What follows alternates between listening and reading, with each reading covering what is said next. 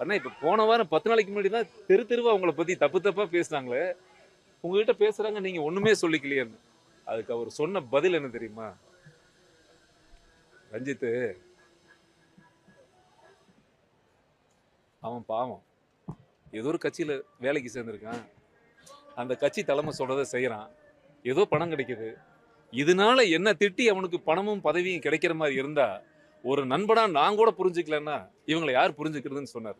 இப்படி ஒரு மனுஷன் நீங்க பாத்துட முடியுமா? யோசிச்சு பாருங்க. இப்படி ஒரு மனுஷன் இருந்துட முடியுமா? இன்னைக்கு சொந்த தாய் தகப்பனுக்கு அண்ணன் தம்பிக்கு பிரச்சனையா இருந்தா அருவாள் எடுத்து உடனே வெட்டணும்னு பகை உணர்வு இருக்கு. ஆனா மனசுக்குள்ள என்னை எதிர்த்து பேசினவங்க கூட நல்லா இருக்கணும். என்ன திட்டி அவங்களுக்கு அதுல ஒரு காசு கிடைக்குது, என்ன திட்டி அதுல ஒரு வருமானம் வருதுன்னா ஒரு நண்பனா நான் கூட புரிஞ்சுக்கலன்னா வேற யார் புரிஞ்சுப்பாங்கன்னு சொன்னாரு பாருங்க. கிரேட் இல்ல? அவர் மறைந்ததுக்கு பிறகு இவரை போல ஒரு மனிதனே கிடையாது. நல்ல மனுஷன். இவரை போல ஒரு ஒரு எல்லாத்துக்கும் உதவி செய்யக்கூடிய அற்புதமான ஒரு உள்ளத்தை பாக்குறது கஷ்டம்னு எல்லாருமே இன்னைக்கு ஒரு கண்ணீர் வடிக்கிறாங்க. இது